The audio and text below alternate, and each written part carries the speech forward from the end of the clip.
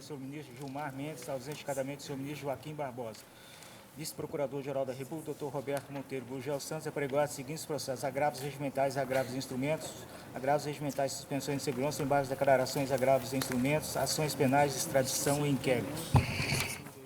Não havendo impugnação, declaro a ata aprovada. Senhores ministros, registro a presença no plenário dos alunos do curso de Direito da Universidade Federal de Goiás. Que sejam bem-vindos e tenham bom proveito.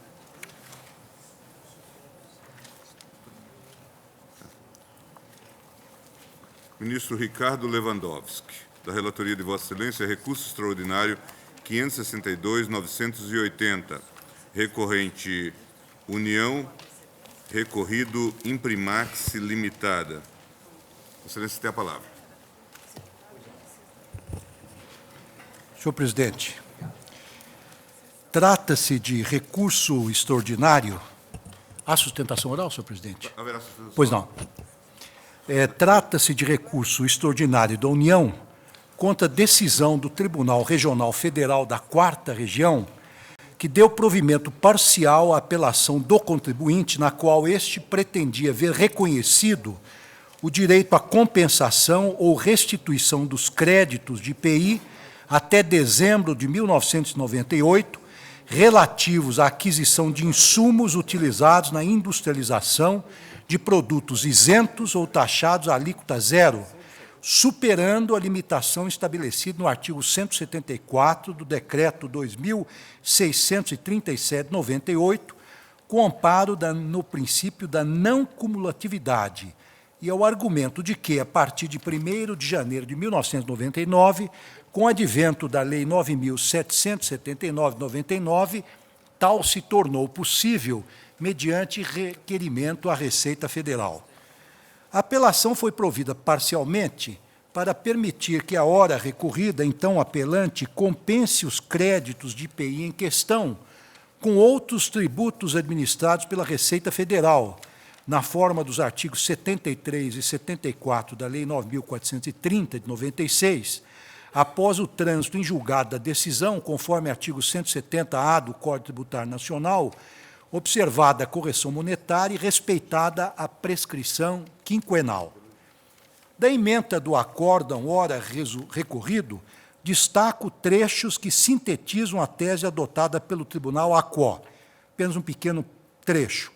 Tributário IPI, produto isento ou tributado alíquota zero. Princípio da não cumulatividade e insumos tributados. Prescrição quinquenal. Prova da não transferência do encargo, aproveitamento, compensação, Lei Complementar 104/2001, correção monetária, sucumbência. Delimitada a lide apenas até dezembro de 1998, pois a partir de 1º de janeiro de 1999, com o advento da Lei 9.779/99, a Ré passou a admitir o uso dos créditos do IPI na compensação com outros tributos. Então, a questão diz respeito aos créditos obtidos, auferidos, até dezembro de 1998, porque depois veio a Lei 9.779, passou a admitir a utilização desses créditos. Então, este é o cerne da questão discutida neste RE. Continuando na ementa, impõe-se o creditamento do IPI incidente na aquisição de mercadorias e insumos tributados aplicados na industrialização de produtos sujeitos a alíquota zero ou isentos, pena de ofensa ao princípio constitucional da não cumulatividade e transmutação do industrial contribuinte de direito em consumidor contribuinte de fato do IPI em autêntico imposto direto. No RE fundado no artigo 102, 3A e B da Constituição Federal, a União alega, em síntese, violação aos artigos 97, 153, parágrafo 3º, 2 e 150, parágrafo 6º, todos da mesma carta.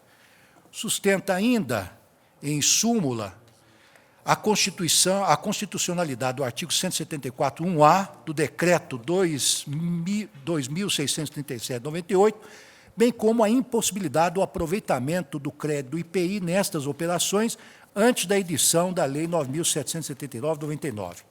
Em 27/3/2008, a Corte reconheceu a repercussão geral da matéria suscitada no RE. deixei de remeter o processo ao Procurador-Geral da República por já tê-lo feito em caso idêntico de minha relatoria, o RE 420-068 de Santa Catarina, no qual o parecer foi pelo conhecimento e provimento do recurso da União, e esse é o relatório. Pela recorrente União, falará o doutor Luiz Carlos Martins Alves Júnior, procurador da Fazenda. Senhor presidente, senhoras ministras, senhores ministros, senhor Procurador-Geral da República, senhor Ministro-Chefe da Advocacia-Geral da União, ilustríssimas autoridades presentes, senhoras e senhores. Senhor presidente, além deste RE 562-980, de relatoria do ministro Ricardo Lewandowski, consta na pauta o recurso extraordinário 460-785, de relatoria do eminente ministro Marco Aurélio.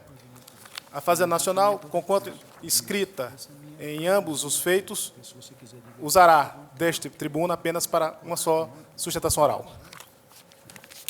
Bem que os casos são, como advertem os eminentes relatores, os respectivos recursos, os casos São idênticos. diferentes. São idênticos. A tese jurídica é a mesma, senhor presidente. Bom, A Fazenda Nacional vem a esta tribuna... Perdão, presidente, o caso que está em julgamento diz respeito ao seguinte: o produto final é isento ou não tributado à alíquota zero. E a matéria-prima, os componentes, os insumos são creditados.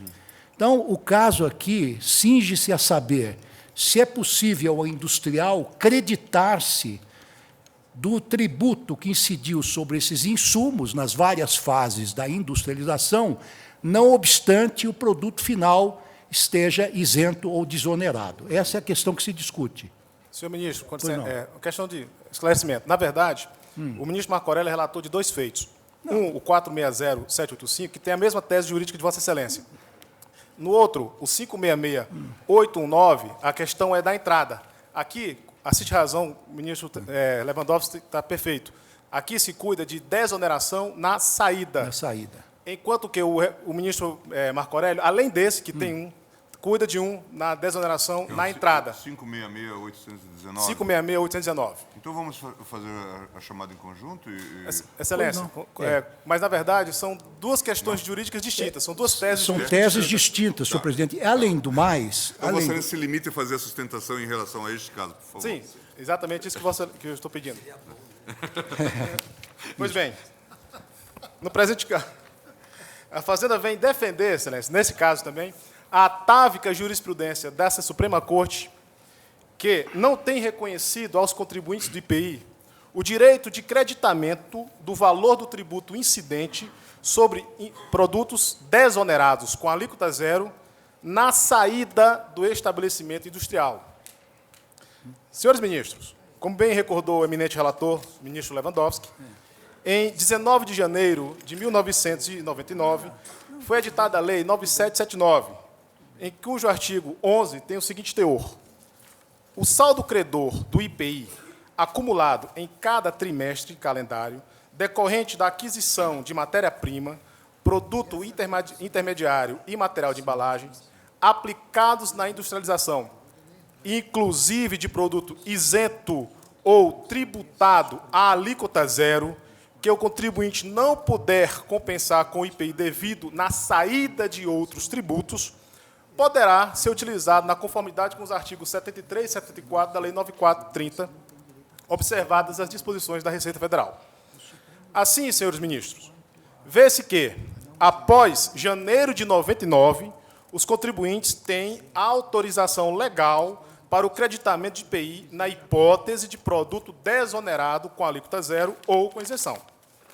Consequência óbvia ao entender da Fazenda Nacional. Antes da Lei 9779, os contribuintes não eram beneficiados com esse favor fiscal. Ademais, senhores ministros, a jurisprudência dessa augusta Corte, ainda sob a égide da Carta de 67, não acolhia as pretensões dos contribuintes. A confirmar essa seção fazendária, tenham-se os recursos extraordinários 99.825 e 109.047. Nessa perspectiva, devem ser reformados os acórdãos emanados do Egrégio Tribunal Federal da 4ª Região, que reconheceram aos contribuintes, ora recorridos, o direito de creditamento de IPI na hipótese de produto desonerado com alíquota zero ou com isenção, na saída do estabelecimento, antes, repita-se, antes da Lei 9779. É isso que se está discutindo. De efeito, aquele egrégio tribunal, com essas decisões, usurpou, com a devida vênia, competência legislativa da União Federal para inovar o ordenamento jurídico com benefício fiscal de creditamento do IPI, sem que houvesse lei específica cuidando do assunto, em flagrante afronta ao artigo 153, parágrafo 6º da Constituição Federal.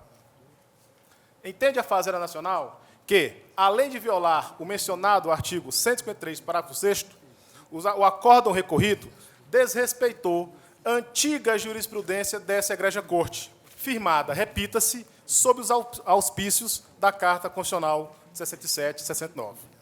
A Fazenda pede licença para a leitura da ementa do acórdão do recurso extraordinário 109.047, relatoria ministro Otávio Galotti, julgado em 29 de agosto de 1986.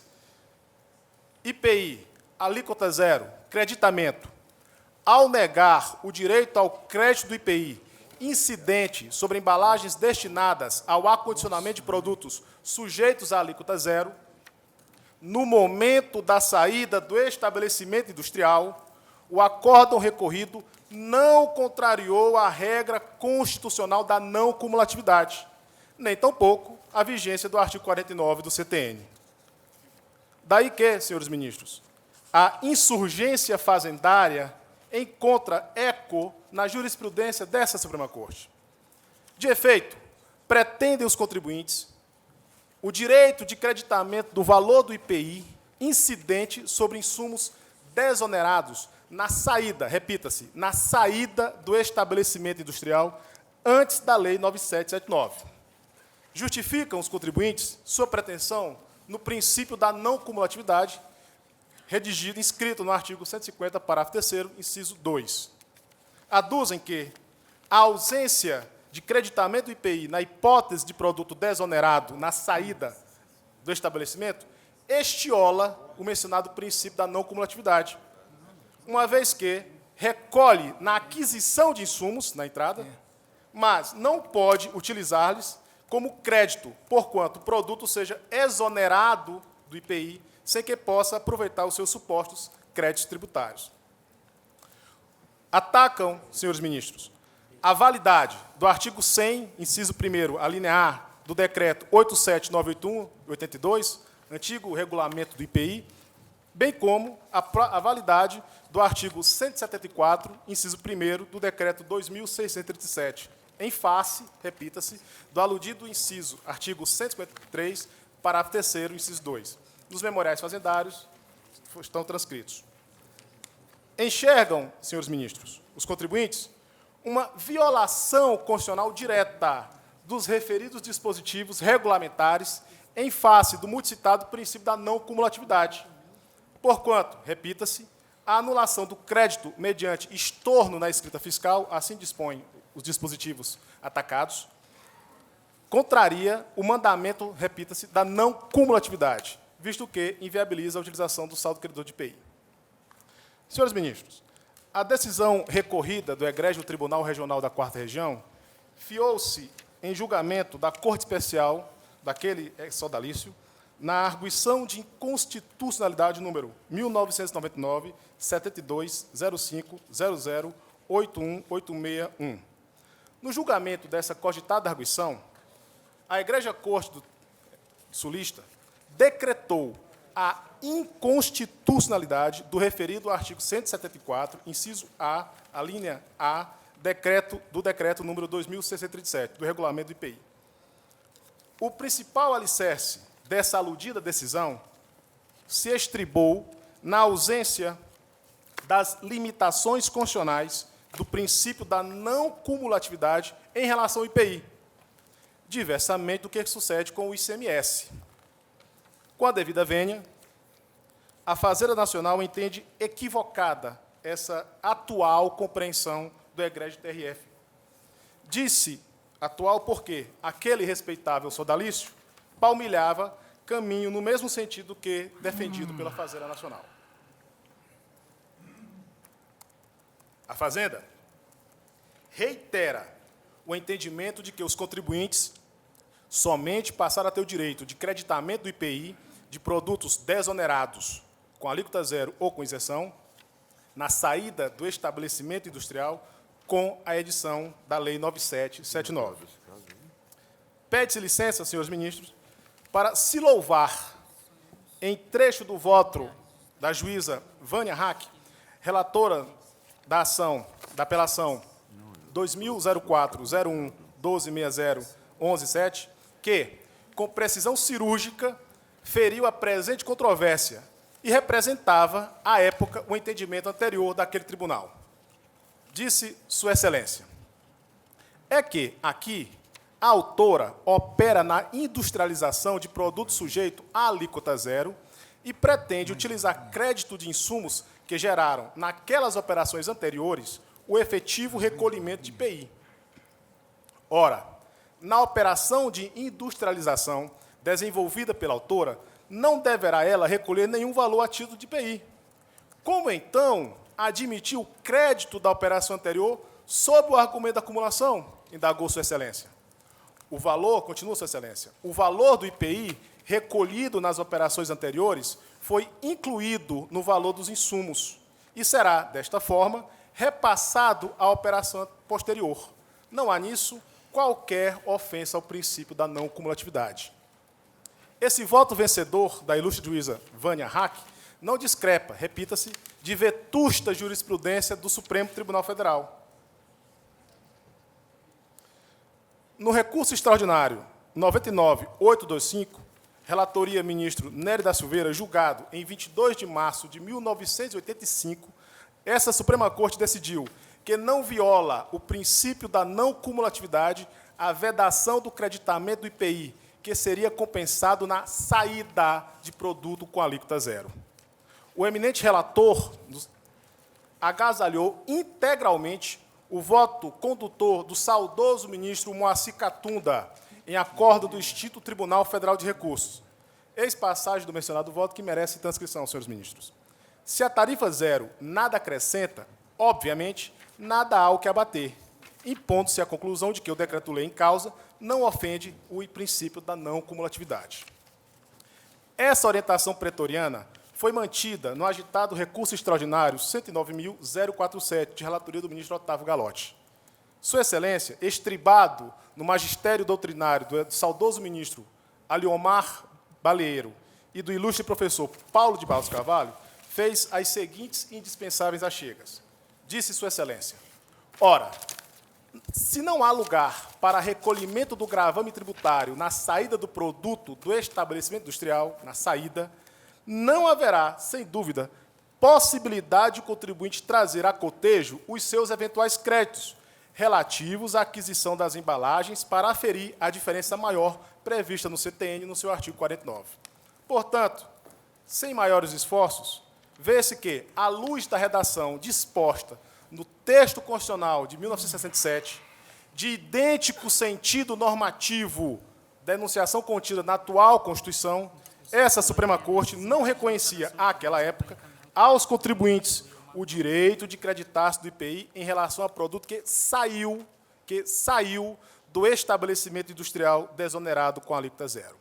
Por isso, senhores ministros, na presente controvérsia, entende a Fazenda Nacional que estão ígidos, indenes, os assacados artigos 100, inciso 1º-A, do Decreto 87918 e artigo 174.1A do Decreto 2637, vitimado pelo acórdão recorrido. Senhores ministros, em uma perspectiva sistemática, deve ser levado em consideração o seguinte aspecto do regime tributário das empresas contribuintes do IPI, que não tinham o direito de creditar-se desse imposto, como é o caso presente. O abatimento do imposto de renda, previsto no artigo 231, parágrafo 3º do Decreto 1041, outrora regulamento do imposto de renda. Considerando-se a irrecuperabilidade do controvertido crédito do IPI, o fisco previu, na lógica sistêmica da tributação federal, que as empresas contribuintes poderiam contabilizar esses valores de IPI como custo para abatimento de seu imposto de renda.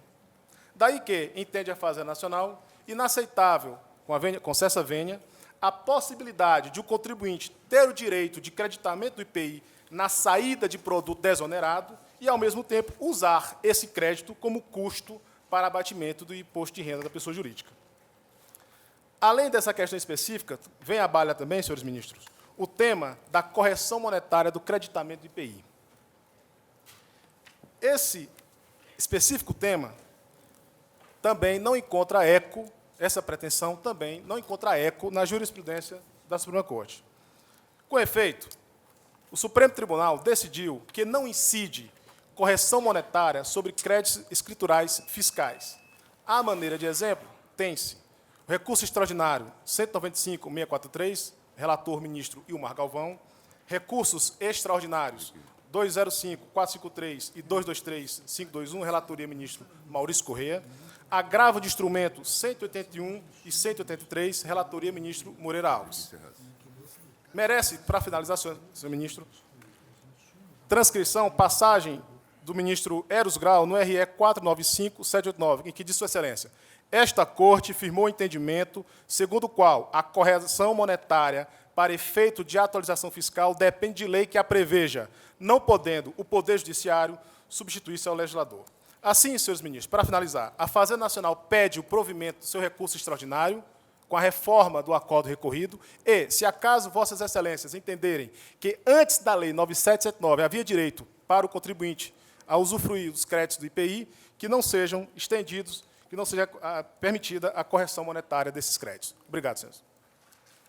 Pela recorrida Imprimax Limitada, falará o doutor Fernando Albino.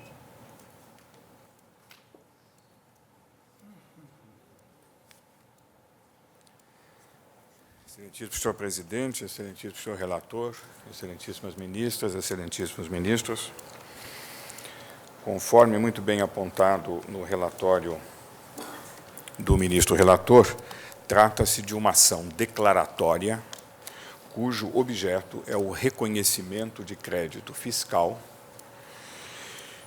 e a decisão recorrida, no caso da União Federal, é um acórdão do Tribunal Regional Federal da 4ª Região, da sua primeira turma, que julgou procedente o reconhecimento do direito de crédito do IPI sobre insumos adquiridos com tributação, naqueles casos em que a saída dos produtos fossem isentas ou tributadas a alíquota zero.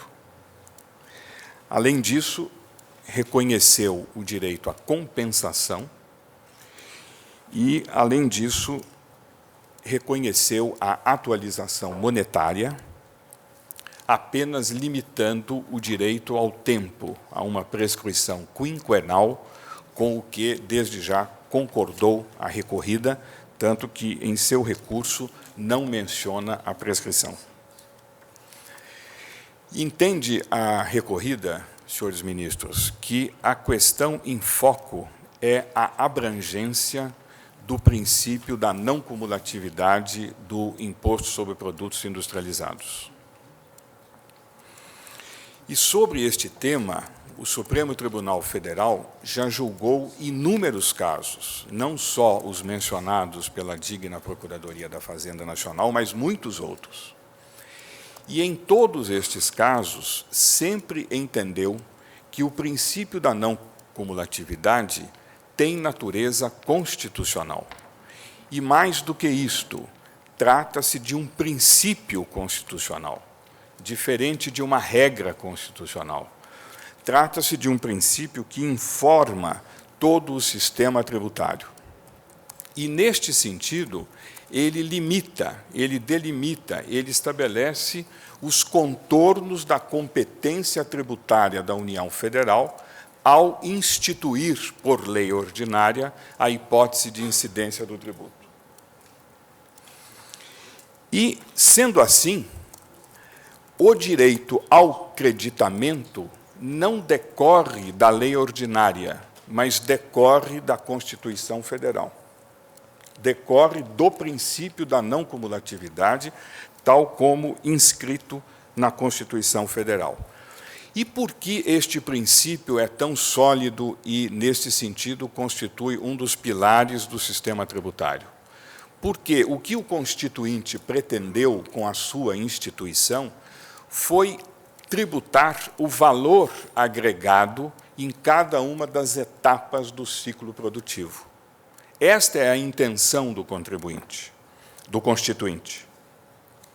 Se nós formos analisar, e eu não quero tomar tempo do tribunal com isso, mas se nós formos analisar muito rapidamente esta evolução constitucional, chegaremos à conclusão que todas as constituições da República, desde a emenda constitucional número 18 à Constituição de 1946, estabeleceu, no caso do IPI, o princípio da não cumulatividade sem nenhuma restrição e da maneira a mais ampla possível.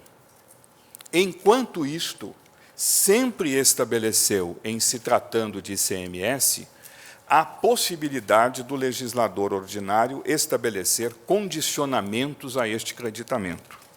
Se nós formos ler o artigo 22 da Constituição de 1967, artigo 22, parágrafo 4º, se dirá: o IPI será seletivo em função da essencialidade dos produtos e não cumulativo, abatendo-se em cada operação o montante cobrado nas anteriores. Se nós formos à de 69, repete-se exatamente a mesma coisa. Não cumulativo, abatendo-se em cada operação o montante cobrado nas anteriores. Artigo 21, parágrafo 3º. Se nós formos à atual Constituição de 1988, da mesma forma, inciso 2º, parágrafo 3º, artigo 153, compensando-se o que for devido em cada operação com o montante cobrado nas anteriores.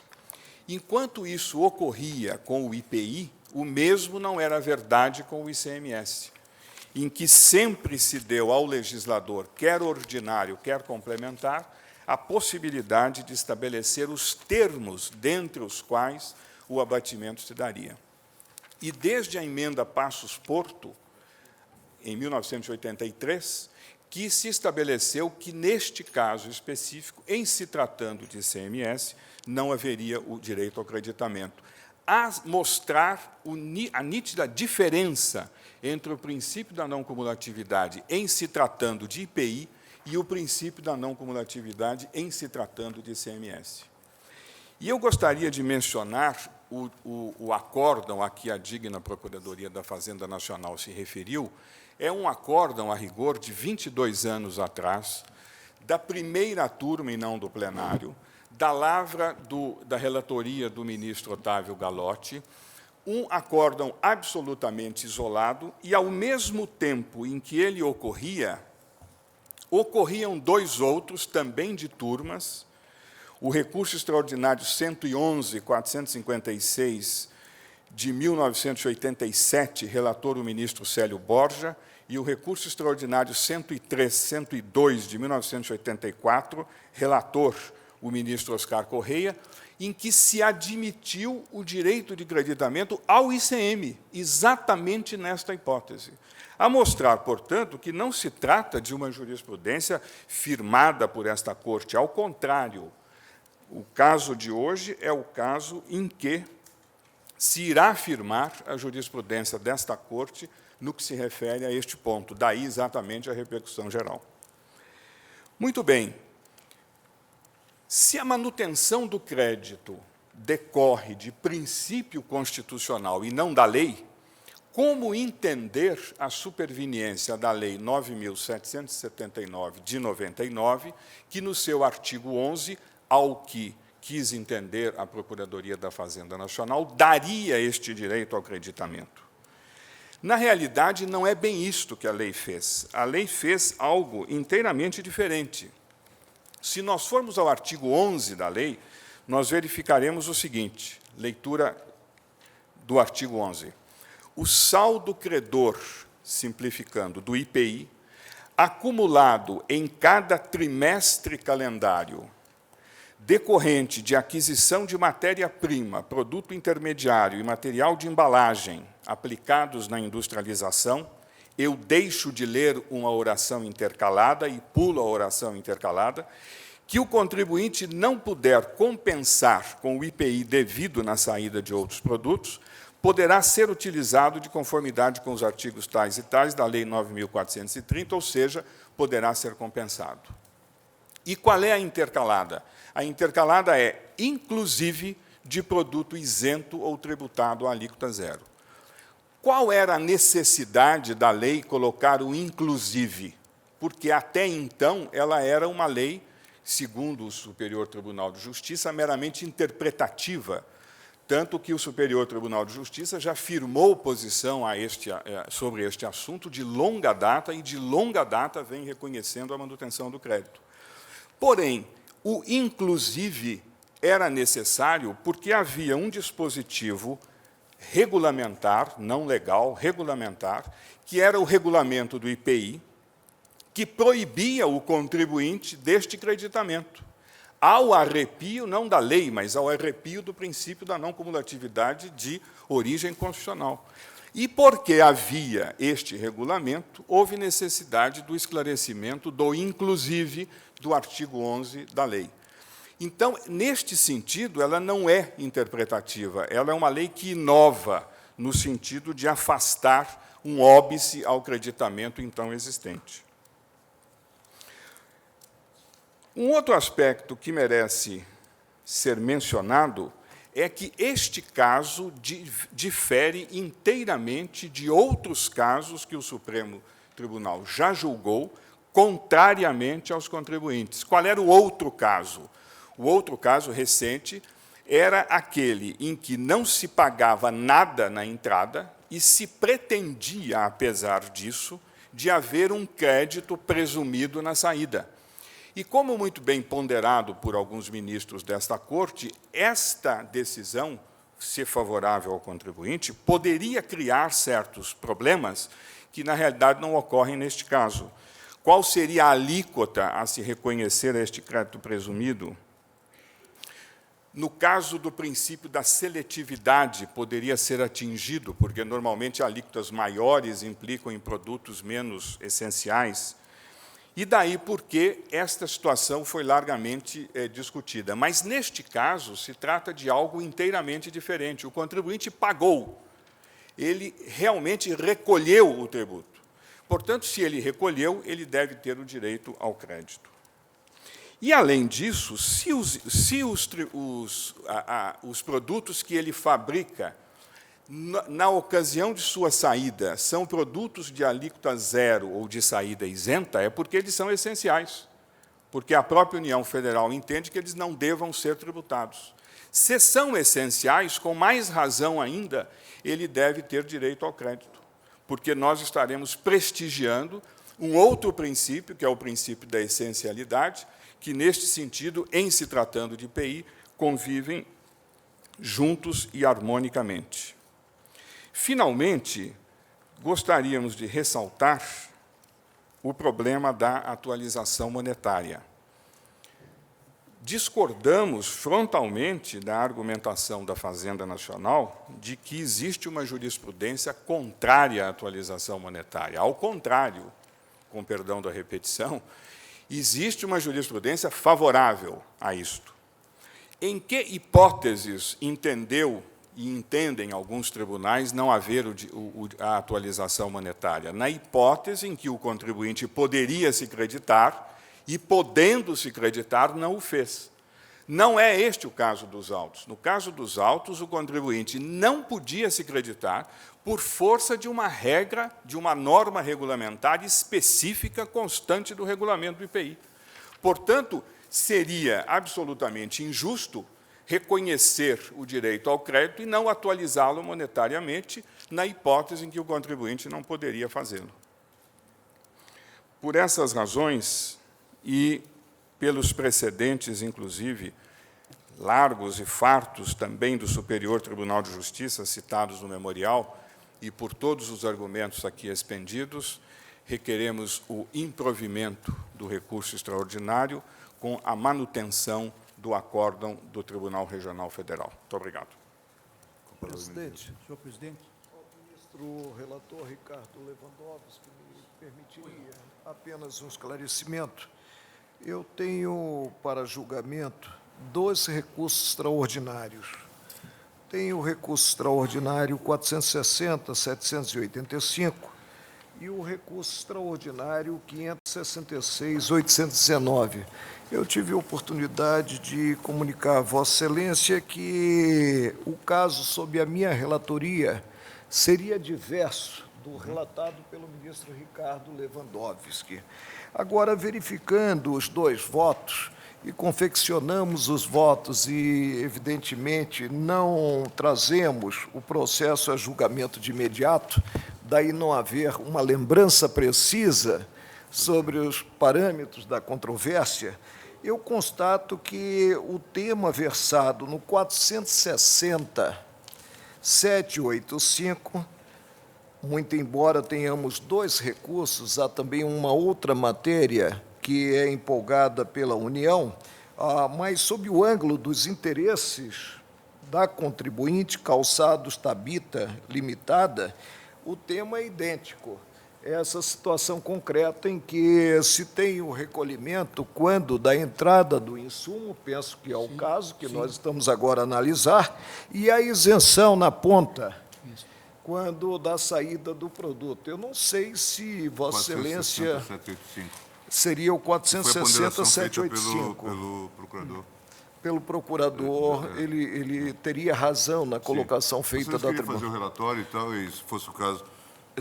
Para o julgamento do para o 460, porque Porque assim faríamos o julgamento em conjunto. Então, no 566.819, nós temos a inversão, ou seja, isenção na entrada do insumo, né, e cobrança na saída. Né?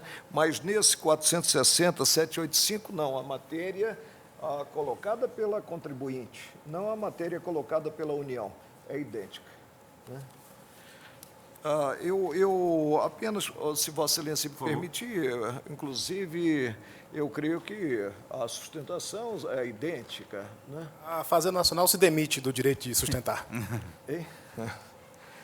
O Tribunal Regional da 4ª Região, por unanimidade, acolheu parcialmente o pedido formulado na apelação, mediante o acordo... Sim, fazer a programação. Perdão, presidente, pregão. Recurso extraordinário 460.785, recorrente União, recorrente União e recorrente também Calçados Tabita Limitada, recorridos os mesmos.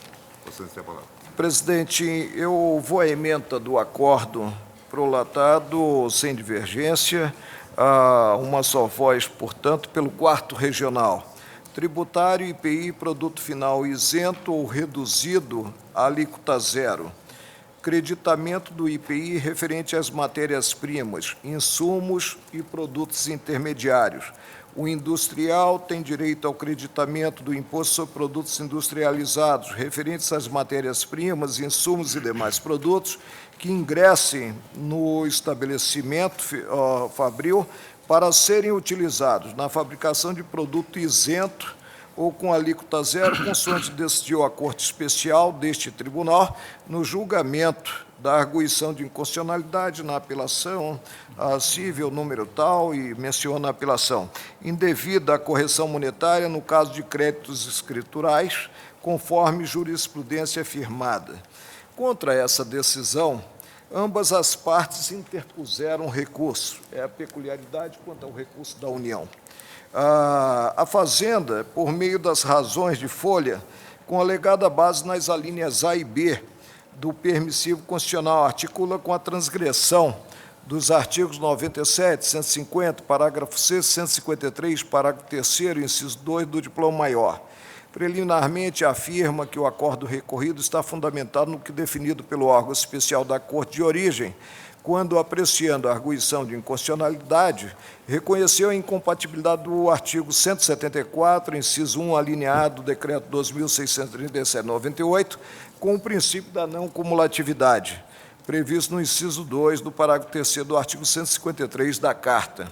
Federal. Aduz a impossibilidade de se provocar o incidente de inconstitucionalidade do referido decreto por se tratar de norma secundária e não autônoma, possuindo norma primária que lhe dá base, qual seja a Lei 7.789 de 89, que em seu artigo 12 inseriu o parágrafo 3º no artigo 25 da Lei 4.502 de 64, determinando a anulação dos créditos havidos por conta da entrada de insumos ou matérias-primas tributadas e a produção de bens sujeitos à isenção à alíquota zero. Destaca que, na assentada, o tribunal fixou a orientação de que a Lei 4.502 de 64 não foi recepcionada pela atual Carta, mas que a alteração legislativa veio à baila em data posterior à promulgação da Constituição, sendo necessário o controle da harmonia com o diploma básico, em observância ao 97, o princípio do colegiado maior. No mérito, quanto ao creditamento pretendido, salienta que a legislação anterior à Lei 9.779 estabelecia que, na hipótese de o produto final sujeito à alíquota zero ou isenção, o contribuinte não poderia se utilizar do valor pago a título de imposto sobre produtos industrializados IPI na aquisição de produto intermediário, matéria-prima ou material de embalagem.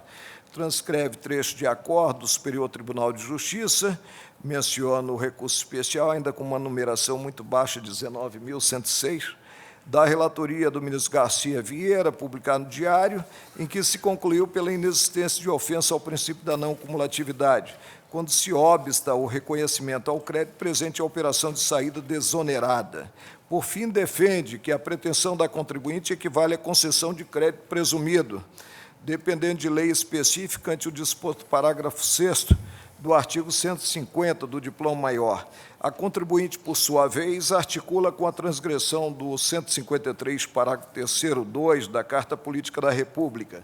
Aduz que o princípio da não cumulatividade impõe o reconhecimento do crédito em decorrência de aquisição de insumos tributados com IPI para a fabricação de produtos desonerados do imposto.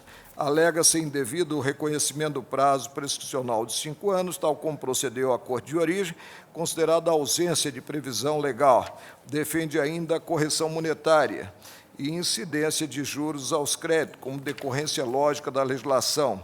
Apresentadas contra-razões, o especial simultaneamente interposto teve a sequência obstada pelo relator no Superior Tribunal de Justiça, e, posteriormente, embargos não prosperaram.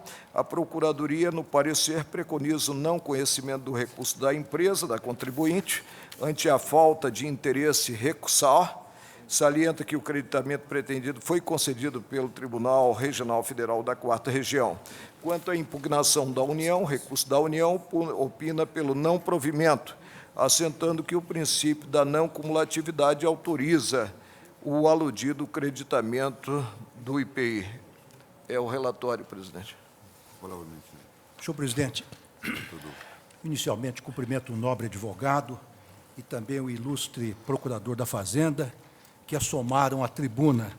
E o meu voto é o seguinte: no julgamento dos RS 370, 682 de Santa Catarina e 353, 657 do Paraná, esta Suprema Corte, acolhendo tese defendida pela União, por apertada maioria e após acirrada discussão, assentou não ser possível o creditamento do IPI nas operações realizadas com insumos ou matérias-primas isentas ou tributadas com alíquota zero. À primeira vista, poderia parecer que a tese vencedora naqueles julgamentos deveria aplicar-se à hipótese sob exame. Todavia, a situação aqui discutida é completamente diversa, não se confundindo com a apreciada naqueles autos. Não se cuida, pois, de reabrir questão já pacificada pelo STF. Como ressaltado no relatório, a controvérsia objeto deste RE antecede a edição da Lei 9.779, de 99, que reconheceu o direito do contribuinte de creditar-se do IPI nas operações realizadas com insumos, material de embalagem ou bens intermediários empregados na industrialização de produtos isentos ou gravados com alíquota zero. No caso sob exame, tem-se a tributação dos insumos ou da matéria-prima, sendo o produto final isento. Cuida-se, portanto, de hipótese diversa daquela examinada anteriormente pela Casa, não cabendo aplicar-se aqui o precedente então firmado. Antes de adentrar ao cerne da questão, seja-me permitido fazer algumas considerações sobre a natureza jurídica do IPI. Como é sabido, tal imposto foi criado pela Emenda Constitucional 18 de 65, que reformou o sistema tributário da Constituição de 1946, outorgando à União, em seu artigo 11, a competência para instituí-lo. Desde a sua criação, nos termos do parágrafo único do referido dispositivo, já se estabeleceu que o IPI é, entre aspas, seletivo em função da essencialidade dos produtos e não cumulativo, abatendo-se em cada operação montante cobrado nos anteriores. Essa mesma emenda, em seu artigo 12, atribuiu aos Estados a competência para instituir o ICMS, recordando-se que esse tributo e o IPI resultaram da cisão do antigo Imposto sobre o Consumo, pertencente à União, na sistemática da Carta de 1946. Os mencionados tributos foram mantidos com idêntica feição nas constituições promulgadas na sequência, permanecendo o IPI a teor do artigo 153.4 da vigente Carta Magna, na esfera de competência impositiva da União, mantendo os traços essenciais da seletividade e da não cumulatividade. O princípio ou técnica da não cumulatividade, que permite, entre aspas, a compensação do que for devido em cada operação com o montante cobrado nas anteriores, objetiva, em última análise, assegurar que o valor recolhido aos cofres públicos seja o correspondente à alíquota final incidente sobre o produto, impedindo a incidência de tributo sobre tributo, em outras palavras, evitando o indesejado efeito cascata, o qual ocorreria caso o valor pago em cada etapa se agregasse ao produto, passando a integrar a base de cálculo nas etapas seguintes. A sistemática adotada pelo Constituinte não se confunde com aquela empregada no chamado Imposto sobre o Valor Agregado, porquanto no IPI não é tributada a mais-valia acrescida em cada etapa da produção, como ocorre naquele tributo. A exação no tributo aqui examinado recai sobre o produto final como um todo, de maneira que a respectiva alíquota incida sobre uma unidade, perdendo os insumos a sua identidade. Devolve-se, assim, ao contribuinte o IPI cobrado sobre os insumos, unificando-se, assim, a cobrança do tributo, de maneira que recaia sempre sobre o produto final e não sobre os seus componentes considerados de per si. A questão neste RE consiste, então, basicamente, em saber se o contribuinte tem ou não o direito de creditar-se ou compensar-se do imposto cobrado sobre os insumos ou produtos intermediários empregados no processo de fabricação, quando o produto final, por algum motivo, não está sujeito ao IPI. A resposta, a meu ver, é afirmativa, devendo o imposto recolhido nas etapas intermediárias permanecer como crédito do contribuinte sob pena de anular-se a sistemática da unitributação do IPI.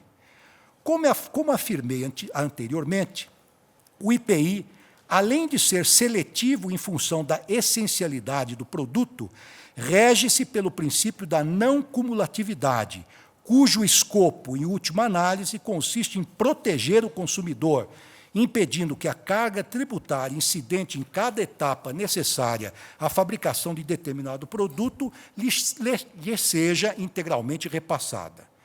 Para Hugo de Brito Machado, esse princípio objetiva ainda, entre aspas, tornar conhecido o ônus tributário total que o imposto representa sobre cada tributo e impedir que esse ônus seja diferente em razão do número de operações pelas quais passa o produto desde o início até o final de sua industrialização.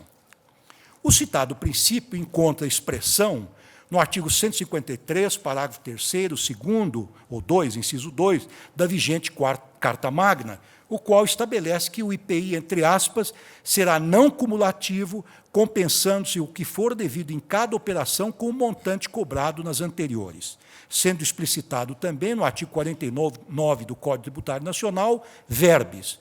Artigo 49, o imposto é não cumulativo, dispondo a lei de forma que o montante devido resulte da diferença maior em determinado período entre o pago relativamente aos produtos nele entrados. Parágrafo único. O saldo verificado em determinado período em favor do contribuinte transfere-se para o período ou para os períodos seguintes. Da mesma forma, o regulamento do IPI, consubstanciado no Decreto 2.637, abriga tal princípio, autorizando em seu artigo 146 a constituição do crédito para abatimento na operação posterior nos termos abaixo. Artigo 146. A não cumulatividade do imposto é efetivada pelo sistema de crédito atribuído ao contribuinte do imposto relativo a produtos entrados no seu estabelecimento para ser abatido do que for devido pelos produtos dele saídos no mesmo período, conforme estabelecido neste capítulo. Também o ICMS, a semelhança do que ocorre com o IPI, submete-se ao princípio da não cumulatividade.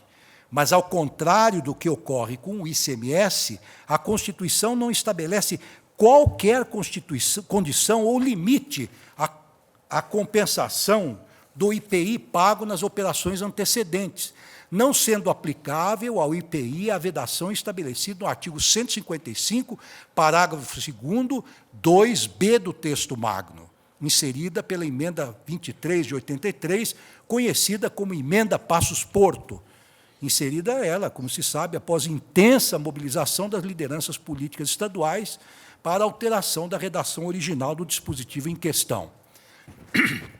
Importa sublinhar que o fato de não ter sido a ela incorporada ao regime constitucional importa sublinhar que o fato de não ter sido ela, aquela vedação que concerne ao ICMS, incorporada ao regime constitucional do IPI, não pode ser interpretado como simples omissão do constituinte derivado, configurando ao revés aquilo que se denomina de silêncio eloquente do legislador. Em outras palavras, a limitação ao crédito do ICMS auferido em operações anteriores, nas hipóteses de isenção ou não incidência, foi introduzida na Lei Maior em atenção às peculiaridades que cercam esse imposto estadual. Não é possível, pois, estender tal proibição ao IPI, cuja sistemática de cálculo e arrecadação é substancialmente diversa, mesmo porque distintos são seus fundamentos e objetivos. Não há que se cogitar, outro sim, como pretende a recorrente, de ofensa ao artigo 155, parágrafo 2º da Lei Maior, visto que não se cuida na espécie da outorga de subsídio ou isenção, redução da base de cálculo, concessão de crédito presumido, anistia ou remissão sem a correspondente autorização legislativa. O que se está a examinar neste recurso extraordinário é se o dispositivo regulamentar impugnado impede ou não a realização do princípio da não cumulatividade constitucional e legalmente estabelecido. E a resposta, a meu ver, é positiva. De fato, a regra impugnada, qual seja aquela agasalhada no artigo 174 do regulamento do IPI, ao impedir o aproveitamento dos créditos relativos à entrada de insumos utilizados na fabricação de produtos isentos, não tributados ou taxados com alíquota zero, não só contraria a Constituição, como o próprio Código Tributário Nacional, frustrando a concretização do princípio da não cumulatividade, bem como o da própria seletividade. Sobre o tema, o já mencionado Hugo de Brito Machado, com apoio em Sacha Calmon Navarro Coelho, em alentada obra de cunho doutrinário, assenta o seguinte, entre aspas, o princípio da seletividade visa o consumidor final. É para ele a essencialidade do produto posto ao consumo. Assim, se o produto final é isento ou não tributado, exatamente porque é considerado essencial, não faz sentido a vedação ao aproveitamento dos créditos correspondentes aos produtos utilizados, como insumos na sua produção. Isso seria negar a essencialidade. Assim, todos os dispositivos de lei ordinária concernentes à não cumulatividade do IPI devem ser interpretados no sentido do aproveitamento dos créditos relativos à aquisição de insumos utilizados na industrialização de produtos isentos que tenham alíquota zero ou, de outro modo, não sejam tributados. Sim, porque o princípio da não cumulatividade do IPI, transmudado no dia a dia de sua aplicação em uma verdadeira técnica, incide nas diversas fases da industrialização de determinado bem.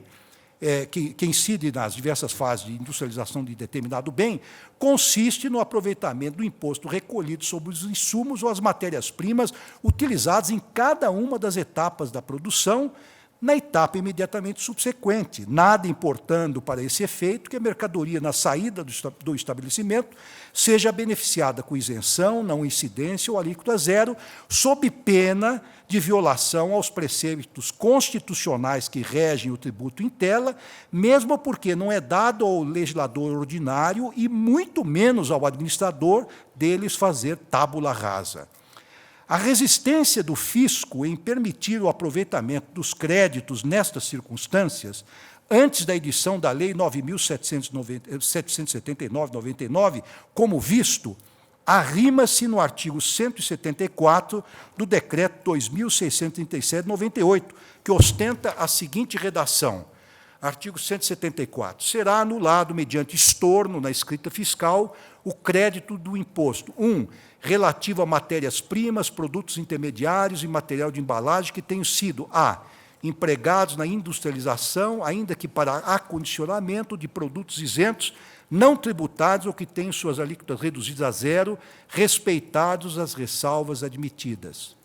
Ora, arrimado em julgamento proferido pela Corte Especial do TRF da 4ª Região, na arguição de inconstitucionalidade proferida na ação cível número tal, sem ofensa, portanto, ao artigo 94 da Constituição, como alegado na inicial, o acórdão recorrido corretamente consignou que, abro aspas, quando o contribuinte adquire insumos, matérias-primas, produtos intermediários e material de embalagem tributados necessariamente agregados ao produto industrializado e a operação de revenda deste é contemplado com benefício exonerativo, o saldo credor do IPI pago na entrada é simploriamente anulado e nele se encerram os efeitos financeiros, gerando a impossibilidade de utilização dos créditos de acordo com o preceito acima colacionado. É caso de patente afronta à não cumulatividade.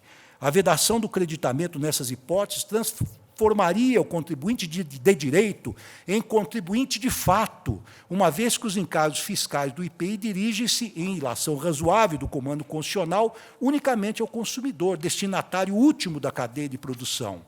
A proibição tornaria o IPI um autêntico imposto direto e cumulativo em relação ao industrial, inviabilizando a concessão de isenções durante todo o processo. Restaria ao industrial a opção de transmitir ao consumidor o encargo, embutindo-o no preço do produto ou arcar com os valores recolhidos sem aproveitá-los como créditos, aliás, o que acontece de fato. Nesse contexto, também é arranhado o princípio da isonomia, com a não utilização do crédito do IPI em relação àquele industrial cujo produto final é tributado, pois terá direito à apropriação dos créditos do IPI incidente sobre a matéria-prima ou os insumos, enquanto que o fabricante de produto isento, não tributado ou sujeito à alíquota zero estará impedido de tal apropriação. Patente, absurda injustiça fiscal e a ilógica oneração de carga tributária maior ao tributo com benefício fiscal do que aquele sem tal benefício, mesmo porque a esta fiscalidade das exonerações tributárias serve de política de preços a produtos essenciais, mitigando o valor desses bens e tornando-os mais acessíveis ao substrato substancial da população mais carente de recursos financeiros, fecho aspas. Cumpre assentar nesse passo que o artigo 11 da Lei 9.779, editada em 19 de janeiro de 1999, acabou por acolher o entendimento predominante na doutrina e na jurisprudência no tocante à matéria em foco, ensejando o aproveitamento dos créditos do IPI mediante compensação com outros tributos devidos e administrados pela Secretaria da Receita Federal, nos termos do artigo 73 e 74 da Lei 9.430, de 1996, verbis. Então, agora eu citarei aqui o artigo 11 desta nova lei, que agora autoriza, então, este creditamento. O que se quer é obter os créditos antes dessa lei. Agora, a dicção do dispositivo que autoriza, autorizador, é o seguinte: o saldo credor do Imposto sobre Produtos Industrializados, IPI, acumulado em cada trimestre calendário, decorrente da aquisição de matéria-prima, produto intermediário e material de embalagem aplicados na industrialização, inclusive como de produto isento ou tributado à alíquota zero, que o contribuinte não puder compensar com o IPI devido na saída de outros produtos, poderá ser utilizado de conformidade com o disposto dos artigos 73 e 74 da Lei 9.430, de 96, observadas as normas expedidas pela Secretaria da Receita Federal do Ministério da Fazenda. Fecho aspas. Parece evidente, digo eu agora, que o direito ao aproveitamento de créditos oriundos de insumos tributados, no caso de produtos isentos ou tributados à alíquota zero, não surgiu apenas com a promulgação da Lei 9.779/99, visto que deriva diretamente do princípio da não cumulatividade abrigado na Constituição de 1988, tal como nas cartas que antecederam, mostrando-se destarte inadmissível que lei ordinária, ou que é pior, um simples regulamento possam erigir obstáculos a tal direito. Embora a Lei 9.779 não estabeleça expressamente a retroação de seus efeitos, isto encontra-se implícito na norma, visto que o diploma em comento configura a verdadeira lei interpretativa, que não cria direito novo, mas apenas explicita as consequências que decorrem do princípio constitucional da não cumulatividade, revestindo-se, pois, de um caráter eminentemente declaratório. Esse foi, aliás, o entendimento do Superior Tribunal de Justiça no julgamento do RESP 8.883/264 de Minas Gerais, sendo relator o ministro Castro Meira, um julgamento de 15/8/2006. Cumpre lembrar por oportuno que o artigo 106.1 do Código Tributário Nacional prescreve o seguinte, a propósito, artigo 106, a lei aplica-se a ato ou fato pretérito, em qualquer caso, quando seja expressamente interpretativa, excluída a aplicação de penalidade à infração dos dispositivos interpretados, que não é o caso. Esse também, o entendimento do referido Hugo de Brito Machado, segundo a qual, abro aspas novamente, a Lei 9.779, isto em obra doutrinária, não em parecer oferecido especialmente para determinado julgamento. Então, diz esse eminente tributarista, a Lei 9.779, 19 de janeiro de 99, ao permitir a utilização para compensação com outros tributos de saldo credor do IPI acumulado em cada trimestre calendário decorrente de aquisição de matéria-prima, produto intermediário e material de embalagem aplicados na industrialização, inclusive de produtos isentos ou tributados à alíquota zero, que o contribuinte não puder compensar com o IPI devido na saída de outros produtos, nada mais fez do que reconhecer o direito ao uso dos créditos relativos aos insumos empregados na industrialização de produtos isentos ou não tributados. Nada mais fez do que aplicar o princípio constitucional em questão. Não concedeu direito nenhum ao contribuinte, apenas reconheceu o direito deste decorrente da Constituição Federal. Nota-se, diz ainda o tributarista, que a citada lei refere-se a créditos que o contribuinte não puder compensar com o IPI devido na saída de outros produtos, o que significa dizer que tal compensação já era antes admitida. A inovação, se houve, foi apenas a autorização para compensar com outros tributos, não para utilizar na conta corrente do próprio IPI. Isto ocorreria, digo eu aqui à látere, se um fabricante produzisse apenas produtos não taxados ou não tributados. E, se for este o caso, ele poderá, segundo a legislação atualmente em vigor, que eu pretendo seja retroativa, compensar-se com quaisquer outros tributos federais administrados pela Secretaria da Receita Federal. Terminando, eminente tributarista diz o seguinte: seja como for, importante é destacarmos que, em se tratando de simples reconhecimento de um direito decorrente da Constituição Federal, o artigo 11 da Lei 9.779/99 tem eficácia retroativa, aplicando-se aos créditos já acumulados em períodos anteriores. Infelizmente, porém, essa aplicação tem sido negada, o que revela desapreço pela supremacia constitucional e muito amor pela expressão literal das leis, diz o professor Hugo de Brito Machado.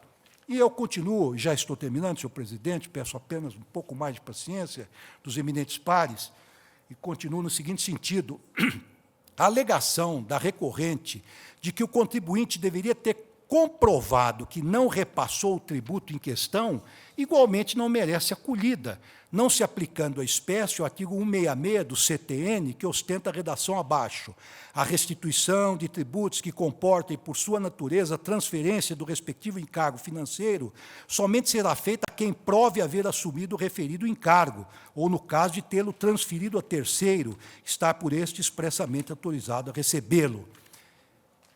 E a razão da TAVEN é simples. Não se trata com efeito de restituição de indébito, mas de direito ao crédito de IPI recolhido na entrada da matéria-prima ou de insumos tributados que integram o produto final desonerado na saída. Não há que se cogitar, pois, de produção de prova da não transferência do encargo a terceiro, mesmo porque o benefício fiscal em tela constitui um estímulo ao produtor, cabendo-lhe decidir se transfere ou não o benefício ao consumidor. Sublinhe-se por oportuno que o industrial é o contribuinte de direito, importando o não repasse do tributo em transmudá-lo em contribuinte de fato.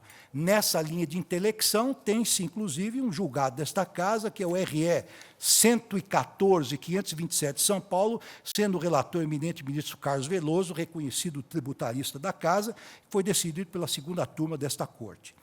Cumpre registrar, ademais, que, se sobre o produto final não incide o IPI, é de presumir-se que nada foi repassado ao seu adquirente, invertendo-se, então, o ônus probandi. Ou seja, cabe ao fisco e não ao industrial a prova da incorporação do tributo ao preço da venda da mercadoria. E uma última palavra ainda sobre a correção monetária dos créditos de IPI, determinada no acórdão recorrido. Também, nesse aspecto, mostra-se correto o aresto atacado.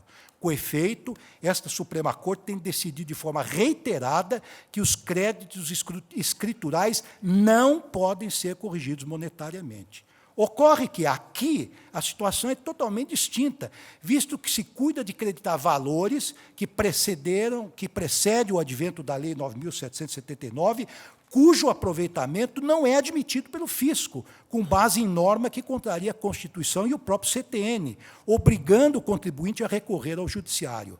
Nessas condições, a correção monetária vem sendo admitida pelo STF, a exemplo do que ocorreu no RE 282/120 do Paraná, sendo o relator o ministro Maurício Correia, em que o não creditamento de créditos relativos ao ICMS, na época própria, decorreu de indevida resistência do Estado. Então, senhor presidente, concluindo, pelo meu voto, em face de todo exposto, conheço do recurso extraordinário, negando-lhe provimento. O eminente relator, portanto, conhece do recurso, mas ele nega provimento. Eu vou ouvir o ministro Marco Aurélio. Sim, presidente, enfrentamos de início, porque é prejudicial, o recurso da União. Quanto à problemática da reserva de plenário, não se tem o indispensável pré-questionamento. Não houve debate, decisão prévios na Corte de Origem sob esse ângulo, a possibilidade ou não de decidir-se como se decidiu. No mais, presidente, e farei um contraponto, considerada a colocação do relator, atentem para a razão de ser do creditamento. Visa evitar a sobreposição de cobrança de tributo consideradas sucessivas operações. Então, ante o princípio da não cumulatividade, o valor do tributo apurado em certa operação sofre a diminuição do que satisfeito anteriormente. é o que nos vem com um bom português, né, do que se contém no parágrafo 3º, que é específico quanto ao IPI do 153 da Constituição Federal. Será não cumulativo, o inciso 2, compensando-se o que for devido em cada operação com o quê? Com o montante cobrado nas anteriores, compensando-se o que for devido. Nós estamos aqui diante de uma situação concreta em que houve a isenção na entrada, houve o recolhimento na entrada e isenção na saída. Portanto, não foi cobrada coisa alguma sob o ângulo tributário na saída do produto. Continuo o meu voto. Utiliza-se o crédito com o objetivo único de não haver a sobreposição, a cobrança do tributo em cascata, transgredindo-se o princípio vedador da duplicidade, o que visa evitar a Constituição Federal, com o princípio da não cumulatividade, é a duplicidade, ou seja, como apontei aqui no voto, a cobrança em cascata. Fora isso, é desconhecer-se a essência do Instituto, o objetivo buscado. Ninguém coloca em dúvida que o imposto sobre produtos industrializados é seletivo, observando-se a essencialidade do que produzido e não cumulativo, compensando-se o que for devido em cada operação com o montante cobrado nas anteriores, o que for devido. Além disso, não incide sobre produtos industrializados destinados ao exterior, devendo ter um impacto sobre a aquisição de bens de capital pelo contribuinte do imposto reduzido, na forma da lei. Confiram com o que se contém no artigo 153, parágrafo 3º da Constituição Federal. A par dessa norma específica, na seção referente às limitações do poder de tributar, mais precisamente no artigo 150, parágrafo 6º da Lei Maior, verifica-se que qualquer subsídio ou isenção, redução de base de cálculo, concessão de crédito presumido, anistia ou remissão, relativos a impostos, taxas ou contribuições, só poderá ser concedido mediante lei específica federal. Exigência da lei específica federal, estadual ou municipal, que regule exclusivamente as matérias enumeradas ou correspondente tributo ou contribuição, sem prejuízo do disposto no 155, parágrafo 2º, 12G, que prevê a disciplina pela lei complementar acerca de deliberação dos Estados do Distrito Federal relativamente a isenções, incentivos e benefícios fiscais, exigindo-se aqui, né, o consenso para evitar a guerra fiscal. Pois bem, já de início, ante a sucessividade de operações versadas neste processo, percebe-se o não envolvimento do princípio da não cumulatividade. A conclusão decorre da circunstância de o inciso 2 do parágrafo 3º do artigo 153 da Carta da República não bastasse o alcance vernacular da expressão, surgir pedagógico, o inciso 2 do parágrafo 3º do 153, ao revelar que a compensação a ser feita levará em conta o que devido e recolhido nas operações anteriores, e aí vem o trecho-chave, a pedra de toque para definir se o direito ou não ao creditamento, com cobrado, a expressão é essa, o cobrado na subsequente. Aqui na subsequente não houve cobrança. houve cobrança na entrada do insumo. Ora, considerado apenas o princípio da não cumulatividade... Hein? Hein? Esse é o trecho da... Não, esse, eu digo, é o trecho do parágrafo, do inciso 2 do parágrafo 3º, ao versar a compensação, né?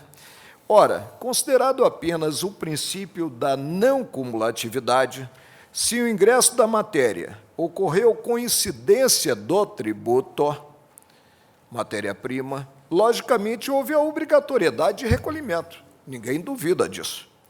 Mas se na operação final verificou-se a isenção, não existirá compensação do que recolhido anteriormente, ante a ausência de objeto. O que o inciso 2 do parágrafo 3º do artigo 153 contempla é compensação. Compensação considerados valores devidos, considerado o que recolhido anteriormente e o que é cobrado na operação subsequente. Continua o voto. A mais, o sistema tributário mostra-se uno. Deve-se considerar que, no tocante ao imposto sobre circulação de mercadorias e serviços, a Constituição Federal é explícita ao prever que a isenção ou não incidência, salvo determinação em contrário da legislação, não implicará crédito para compensação com o montante devido nas operações ou prestações seguintes.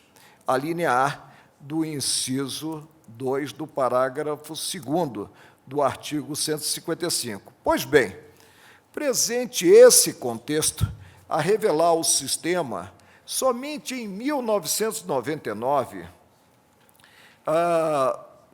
até mesmo em observância à exigência instrumental do parágrafo 6º do 150 da Carta, veio à baile a lei estabelecendo o que seria a compensação com outros tributos, considerada a mesma pessoa jurídica, de possível crédito e remetendo a 9.430, de 27 de dezembro de 96, que previu essa espécie de compensação. Ocorreu com essa previsão a disciplina do que eu apontei aqui como uma compensação. Antes dessa lei federal, 9.779, de 99, não havia base, quer sob o aspecto interpretativo em virtude do princípio da não cumulatividade, quer sob o aspecto legal expresso, para concluir-se pela procedência do direito ao creditamento, levando-se em conta a isenção. Digo que improcede o que consignado no acordo em exame, ou seja, que a Lei 9.000 apenas consagrou o direito de creditamento já existente no ordenamento jurídico. Eu não posso desprezar a regra expressa do inciso 2 do parágrafo 3º do artigo 153, que direciona no sentido de levar-se em conta o que foi cobrado na operação anterior, que será objeto de compensação, com o que devido na subsequente. Continuo analisando o preceito, né, e digo que muitos contribuintes procederam com apego a esses princípios e, a meu ver, não se aventuraram no lançamento de crédito inegavelmente inexistente. Assim aconteceu, inclusive, com a recorrida, no que veio a ajuizar mandado de segurança, no meu caso, não é ação ordinária, veio a ajuizar mandado de segurança para ter o direito reconhecido judicialmente. Cito o que o julgamento procedido quando da apreciação do recurso extraordinário 353.657, Paraná, no que é controvertida a questão referente ao creditamento em se tratando de alíquota zero. E aí eu fiz ver, né, o enfoque sobre a lei. O Supremo está sendo convocado a definir a existência, até mesmo em data que antecede a citada lei, e a citada lei ela tem um trecho até pedagógico, né, no que ela alude à compensação com o IPI devido na saída de outros produtos, devido, e não produto isento, né? Que antecede a citada lei, do direito ao creditamento ou não. E, conforme consta do processo, o decreto 87.981 de 82, anterior, é certo, à carta em vigor, versava justamente o cancelamento de créditos erroneamente implementados. O decreto 2.637 de 98 continha determinação semelhante. Em síntese, presente o princípio da não cumulatividade, e deste somente é possível falar quando há dupla incidência, né, a sobreposição, o direito do contribuinte ao crédito, considerado que recolhido em operação anterior, tendo-se a isenção ou alíquota zero na operação final, não pode, não deve ser reconhecido. A Lei 9.779, como já aludi, ela pressupõe os dois fenômenos: tributo devido na entrada do insumo e tributo devido na saída do produto, na industrialização. Por isso, presidente, conheço do extraordinário interposto pela União para, reformando o acórdão proferido, e aí a minha ótica é diametralmente oposta à ótica do ministro Ricardo Lewandowski, relator do extraordinário, em primeiro lugar, apregoado, para, no caso, né, afastar o reconhecimento verificado. Com isso, se prevalecente essa ótica, fica prejudicado o recurso do contribuinte, que versa a problemática da correção monetária, dos juros e também a problemática do espaço de tempo anterior aos 5 anos, né, que antecederam o ajuizamento da ação. É como voto. Então, no RE 562.980, Vossa Excelência dá provimento ao recurso. É isso, né? 460, 700... Não, eu estou falando em relação ao... Nega, o ministro nega. Né? Vossa Excelência dá provimento. Eu dou provimento, exatamente, tem toda a razão. Em relação ao RE 460, 785, de que Vossa Excelência é relator, né, então Vossa Excelência está dando provimento ao recurso da União e negando provimento ao recurso de Calçados Tabita Limitada. É isto, não é, ministro? Exato. Eu declaro prejuízo porque, como declaro eu prejuízo. afasto o direito ao creditamento, né, eu não analiso a problemática da incidência dos juros da mora, que seria... Declaro né, prejuízo do recurso juros da mora, se é que temos juros da mora aqui, se temos mora, né, e também a correção monetária e a prescrição. Declaro o prejuízo do recurso... Do recurso da Calçados... Tabita, né? É. Tá. Senhor presidente, em caso anterior, no recurso ordinário 353.657, eu acompanhei o então relator, ministro Marco Aurélio, e como penso que talvez venha acompanhar, mas eu queria pedir, com a permissão do ministro Carlos Alberto Direito e da ministra Carmen Lúcia, eu gostaria de antecipar o pedido de vista nos dois casos, evidentemente, No 467 e no que do qual é relator o e no ministro 562, Lewandowski e 980. também nesse do qual é relator o ministro Marco Aurélio. Portanto, então procuramos o resultado parcial até agora. No recurso extraordinário 562.980, o ministro Ricardo Lewandowski conhece do recurso, mas lhe nega provimento. E o ministro Marco Aurélio, em voto divergente, conhece do recurso e lhe dá provimento. E no RE 460.785, o ministro Marco Aurélio dá provimento ao recurso da União e declara o prejuízo do recurso de Calçados Tabita Limitada. Pediu vista o ministro Eros Grau.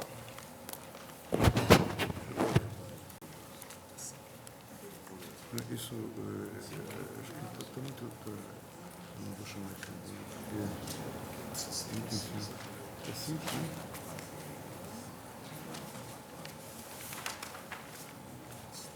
Isso vai dar... Marco? É correto? Isso também vai dar desdobramento? Ou é... Aquele outro, É. talvez seja interessante nós aguardarmos a definição, porque pode repercutir.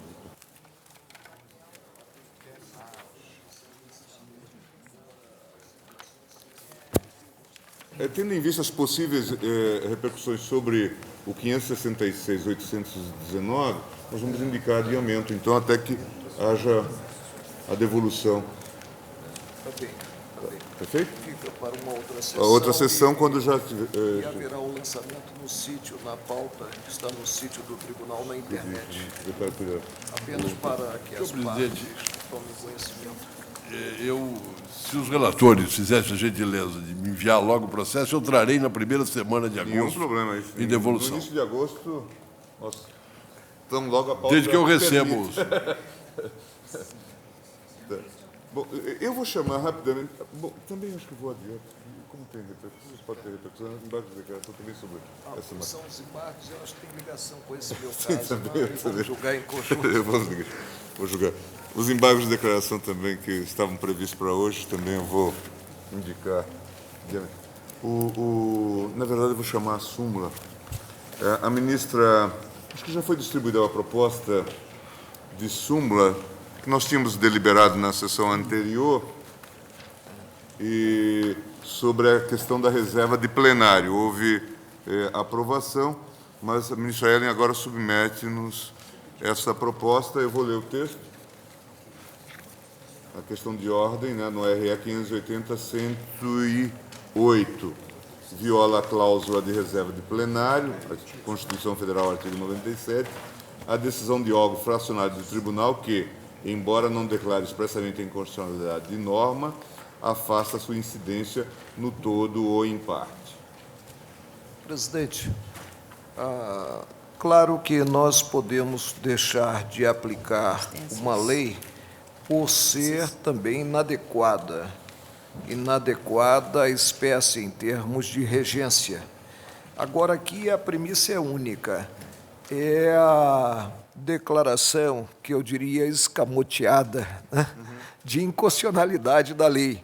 E eu penso que a percepção dessa premissa está na cláusula, embora não declare expressamente, ou seja, afasta para aplicar a Constituição Federal, né, sem levar o incidente ao órgão especial ou plenário, né. Sendo esse o sentido, né, eu estou de pleno acordo. Eu tenho um RE que trata exatamente dessa questão. É o RE 488. Está na pauta de hoje.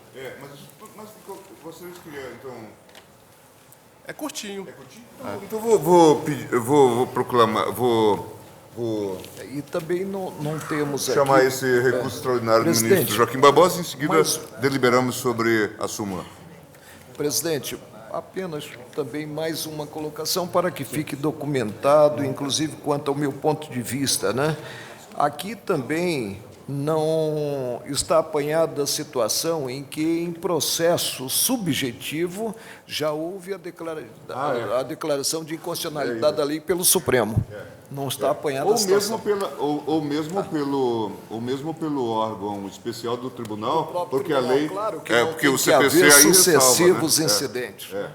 Porque são aquelas hipóteses que a própria lei ressalva. É que eu não Ministro Joaquim conferi os Barbosa, então, precedentes, RE 482.090, recorrente União, recorrido Labtec, Laboratório Foto Digital e Comércio Limitado.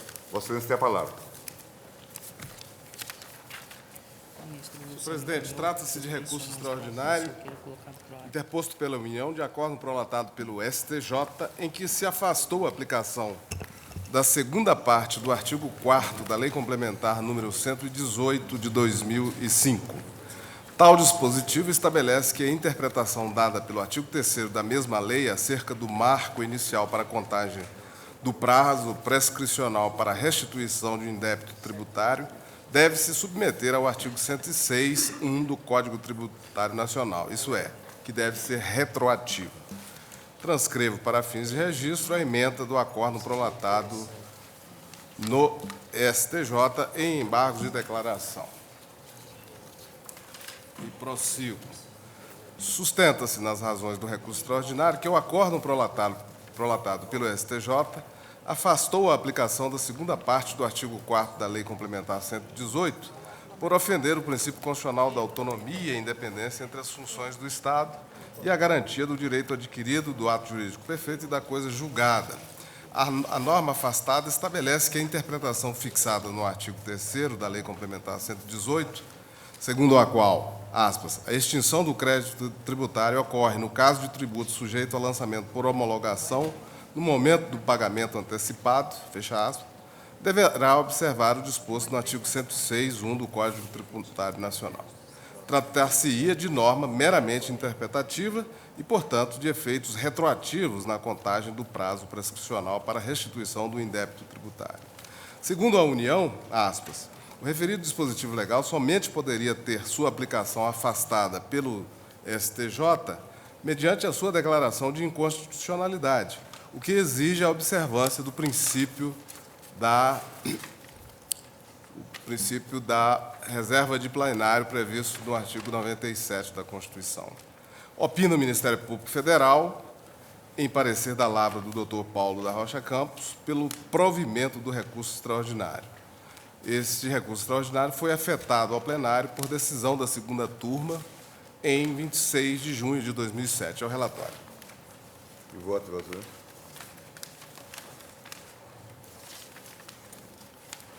Inicialmente, enfatizo que a discussão travada neste recurso se limita à arguída necessidade de submissão do exame incidental de inconstitucionalidade do artigo 4º, segundo a parte da Lei Complementar 118, ao órgão especial do Superior Tribunal de Justiça, nos termos do artigo 97 da Constituição. Não se discute, portanto, neste recurso, a constitucionalidade da norma que fixou a validade de uma única interpretação para a contagem do prazo prescricional para a restituição do indébito. Registro também que o Superior Tribunal de Justiça, em outro recurso especial e após a submissão deste recurso ao conhecimento e julgamento do Pleno, resolveu por submeter questão análoga ao respectivo órgão especial, após decisão proferida pelo eminente ministro Sepúlveda Pertence nos autos do RE 486.888. O referido precedente, firmado por ocasião do julgamento da arguição de inconstitucionalidade nos embargos de divergência no recurso especial número tal, foi assim emendado. Eu cito para fim de registro. Prossigo. Discute-se no recurso extraordinário se o acórdão recorrido violou a reserva de plenário para a declaração de inconstitucionalidade, na medida em que deixou de aplicar retroativamente o artigo 3º da Lei Complementar 118, como determinam o artigo 4º da mesma lei e o artigo 106(1) do Código Tributário Nacional. Examino, pois, a questão.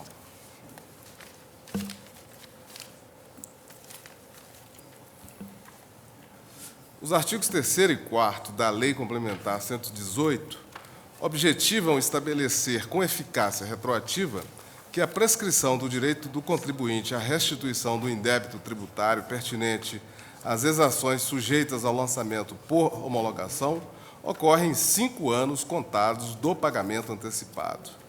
Na linha do artigo 106(1) do CTN, interpretado literalmente, a retroatividade de normas meramente interpretativas é irrestrita e, portanto, o disposto no artigo 3º da Lei Complementar 118 também se aplica aos recolhimentos indevidos que se deram antes da publicação da referida lei complementar, independentemente da data de ajuizamento da respectiva ação judicial. Dito de outro modo, o artigo 3º e o artigo 106, inciso 1º do Código Tributário Nacional, não colocam qualquer limitação ao alcance retroativo da norma que estabelece como o prazo prescricional deverá ser computado. Anteriormente à publicação da Lei Complementar 118, o Superior Tribunal de Justiça firmara a orientação segundo a qual o prazo para restituição do indébito tributário era de 5 anos, contados a partir da homologação do lançamento, que poderia ser expressa ou tácita. Como o prazo de que dispõe a autoridade fiscal para a homologação é de 5 anos, a prescrição do direito à restituição do indébito tributário poderia chegar a 10 anos, contados do momento em que ocorria o fato gerador, se houvesse a homologação tácita do lançamento. O artigo 3º da Lei Complementar, em um primeiro exame, busca superar o entendimento e firmar uma única possibilidade interpretativa para a contagem do prazo de prescrição de indébito relativo a tributo sujeito ao lançamento por homologação. Para afastar a aplicação conjunta dos artigos 3º e 4º da Lei Complementar 118 e do artigo 106, assim limitando a retroação às ações ajuizadas após a entrada em vigência da lei complementar em questão, o acórdão recorrido invocou o precedente da primeira sessão do STJ. O mencionado precedente, ainda não publicado, apoia-se no princípio constitucional da segurança jurídica, como se lê no registro feito pelo eminente redator do acórdão, ministro Luiz Fux. Leio, aspas. O acórdão embargado assentou que a primeira sessão reconsolidou a jurisprudência desta Corte acerca da cognominada tese dos 5+5 para a definição do termo acor do prazo prescricional das ações de repetição, compensação de valores indevidamente recolhidos a título de tributo sujeito a lançamento por homologação, desde que ajuizadas até 9 de junho de 2005. Fecha aspas. Digo eu, ao deixar de aplicar os dispositivos em questão, por risco de violação da segurança jurídica, que é um princípio constitucional, é inequívoco que o acórdão recorrido declarou-lhes implícita e incidentalmente a inconstitucionalidade parcial. Vale dizer, como observou a primeira turma desta Corte, no julgamento do RE 240.096, aspas, reputa-se declaratório de inconstitucionalidade o acórdão que, embora sem o explicitar, afasta a incidência da norma ordinária pertinente à lide para decidi-la sob critérios diversos, alegadamente extraídos da Constituição. Fecha aspas. Portanto, ao invocar o precedente da sessão e não do órgão especial para decidir pela inaplicabilidade de norma ordinária federal com base em disposição constitucional, entendo que o acórdão recorrido deixou de observar a necessária reserva de plenário nos termos do artigo 97 da Constituição. Em sentido semelhante, registro as seguintes passagens do voto proferido pelo ministro Sepúlveda Pertence por ocasião do julgamento de recente precedente, o RS 544.246, quando nosso ex-colega disse o seguinte, aspas, a inaplicação dos dispositivos questionados da Lei Complementar 118 a todos os processos pendentes reclamava, pois, a declaração da sua inconstitucionalidade, ainda que parcial. Foi o que fez, na verdade, o acórdão recorrido. Não importa que o precedente invocado na primeira sessão do Tribunal Acor tenha declarado incidir a lei nova nas ações propostas a partir de sua vigência. O distinguo, dada a irretroatividade irrestrita preceituada nos artigos 3º e 4º da Lei Complementar, importou na declaração de inconstitucionalidade parcial deles, malgrado sem redução de texto. Estou, pois, em que, assim decidindo, com fundamento em precedente da sessão e não do órgão especial, o acórdão recorrido contrariou efetivamente a norma constitucional da reserva de plenário do artigo 97 da Lei Fundamental. Fecha aspas. E eu concluo, senhor presidente. Ante o exposto, eu conheço do recurso extraordinário e dou-lhe provimento para que a matéria seja devolvida ao STJ para que seja observado o artigo 97 da Constituição. É como voto. O eminente relator, portanto, conhece do recurso e lhe dá provimento, mandando determinar a aplicação do artigo 97 e determina, por isso, a devolução da matéria ao STJ, ao órgão especial para que faça... A Corte Especial para que faça devida apreciação do tema constitucional. Há divergência, senhores ministros? Não, presidente, diria mesmo que a primeira turma do STJ ela foi surpresada com os embargos declaratórios e a veiculação da matéria. Isto porque o caso não é simplesmente de aplicação da lei no tempo, mas sim de afastamento peremptório de um preceito que revelou, ou diria, explicitou mais ainda, se é que era preciso, o princípio segundo o qual a prescrição tem como termo inicial a data do nascimento da ação.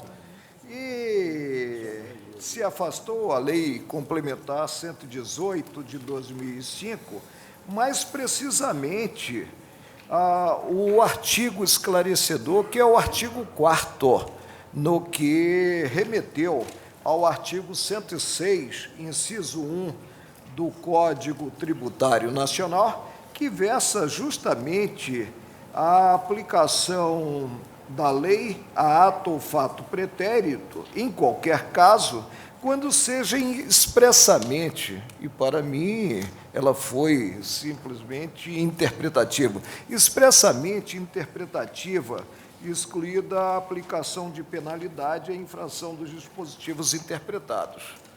Aqui nós estamos diante daquela situação concreta em que se dobrou, né, o prazo alusivo à prescrição mediante uma interpretação inteligente, sem dúvida alguma, mas que, a meu ver, de início, né, não se coaduna com o que se contém no Código Tributário Nacional. Eu acompanho integralmente o relator e essa situação é situação que viria a ser apanhada pelo nosso verbete. Eu queria só fazer uma ponderação, porque eu tenho lembrança que a Corte Especial do Superior Tribunal de Justiça já declarou a inconstitucionalidade do artigo 4º da Lei Complementar 118 de 2005.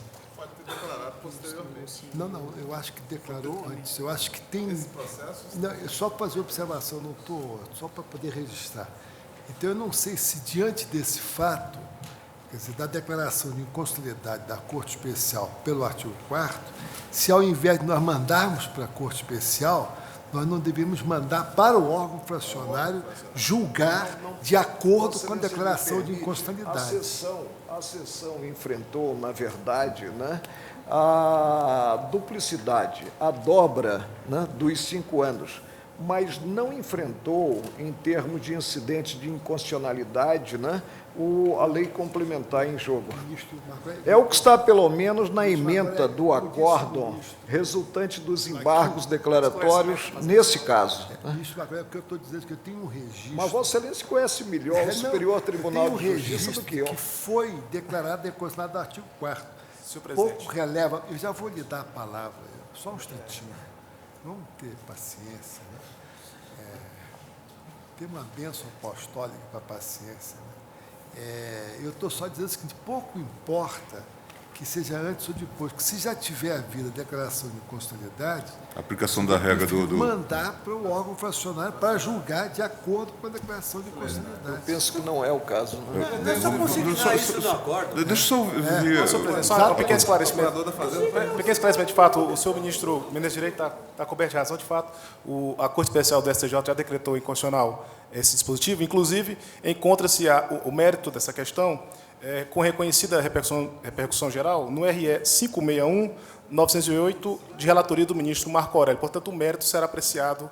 Então, seria de só isso. aplicar o Desculpe, 481 senhor ministro, me 482 e... Seria para julgamento, realmente tem Para, ter para razão, julgar agora o órgão ministro fracionado nos Menezes termos Direito. até da É que jurisprudência. em data posterior ao acordo impugnado mediante este extraordinário, a sessão veio a declarar inconstitucionalidade. Então não há necessidade de mais... Ministro Joaquim pode fazer o reajuste de voto nesse sentido? Só não dá alternativa, o tribunal lá sabe. Se declarou, ele manda, se não declarou. Determinar a devolução ao STJ para que aprecie a questão constitucional. Portanto, o tribunal, à unanimidade, deu provimento ao recurso nos termos do voto do relator. E, senhores ministros, então vamos voltar à questão da súmula posta e que agora também tem este precedente sobre o mesmo tema. Eu gostaria apenas, como autora da proposta, de propor novamente uma pequena alteração que me foi sugerida pelo colega ministro Carlos Brito. Na redação que Vossas Excelências têm, quando se diz não declara expressamente a inconstitucionalidade de norma, substitua-se esse norma por lei ou ato normativo do poder público. Aí nós estaremos reproduzindo o texto do artigo 97 da Constituição. Perfeito. Eu acato essa ponderação do ministro Carlos Brito, acho que enriquece a redação. E salvo equívoco, A redação. nada De lei ou ato melhor do que uma proposta partindo da presidente da Comissão de Jurisprudência. A redação, então, ficaria a seguinte: viola a cláusula de reserva de plenário, Constituição Federal, artigo 97, a decisão de órgão fracionário de tribunal que, embora não declare expressamente a inconstitucionalidade de lei ou ato normativo do poder público, afasta sua incidência no todo ou em parte. Eu não sei, mas a ponderação que eu faço, eu acho que a Prefere a proposta que redação está original? correta, porque em ambos os casos se trata de norma. Pode não ser a lei toda, pode ser uma norma da lei. E se for ato normativo, também é norma. Mas é para evitar aquela distinção em norma geral, norma concreta, norma individual, norma particular. Ah, mas aí Vossa Excelência vai ter E outras aí não, leis, nós estamos não é lei, reproduzindo. não foi lei, foi só uma Não, norma. não, lei o ato normativo, é o que diz a Constituição no artigo 97, pronto. Pois é, mas eu acho que a proposta está certa, a Constituição está errada. É que as censuras ao que o texto constitucional fez. Se diz que, na verdade, a declaração de constitucionalidade é de norma e não de 97 cuidou do gênero. Mas realmente... Já que estamos falando do artigo 97, nós vamos homenagear a Eu literalidade acho do que artigo 97. dá segurança. Dá mais Bom, segurança. mas eu gostaria de ouvir o Procurador-Geral antes que nós tivéssemos a deliberação final. Senhor presidente, a Procuradoria-Geral manifesta favoravelmente a aprovação do verbete. Bem, e quanto às emendas de redação, Seria a eu creio que redação nós podemos primitiva. depois fazer os ajustes devidos, se for o caso. A primitiva é porque nós poderíamos ter o envolvimento, quando 97 se refere à lei ou ato, né? Quanto ao gênero, porque a rigor, nós poderíamos ter como atacado apenas um artigo, um parágrafo, uma linha. Ou, na verdade, nós temos, às vezes, só o que a norma significado, a declaração parcial sem redução de texto. Né? Bom, mas eu ouço o tribunal sobre o assunto. Eu, como norma, prefiro norma. Norma. Agora a proposta. Ministro Eros. A redação? Responde de acordo com a Constituição, sempre. A Constituição. Ministro Lewandowski. Presidente, eu proporia uma alternativa intermediária, lei, norma ou ato normativo, porque aí nós abrangemos um pedaço da lei e o ato normativo, que estrito senso não é norma. Se o ato é normativo, é porque ele contém normas. Pode não ser o ato normativo tudo, pode ser uma norma do ato normativo. Ministro Joaquim. Lei alternativo, ministro Peluso, norma, né? Ministro Marco Aurélio. Presidente, eu fico com um substantivo próprio. Bom, ministro Celso. Eu reproduzo o texto do artigo 97. Bom, então eu acho que essa posição está, lei o ato normativo, portanto eu vou ler, essa será a súmula número 10. Viola a cláusula de reserva de plenário, na Constituição Federal, artigo 97, a decisão de órgão fracionário do tribunal que, embora não declare expressamente a inconstitucionalidade de lei ou ato normativo, essa é a emenda redacional, afasta sua incidência no todo ou em parte. O ato normativo do poder público. De lei ou... O ato normativo do poder público. Ato normativo... Bom, mas... Essa é a redação constitucional. Redação constitucional. Ah, é? Lei ou ato normativo do poder público. Está na lei do Boston. Bom, lei ou ato normativo do poder público afasta sua incidência no todo ou em parte. Senhores ministros, essa então é a súmula número 10. Vamos suspender a sessão por 20 minutos, por favor. Eu não tinha nem reparado nisso. Do poder.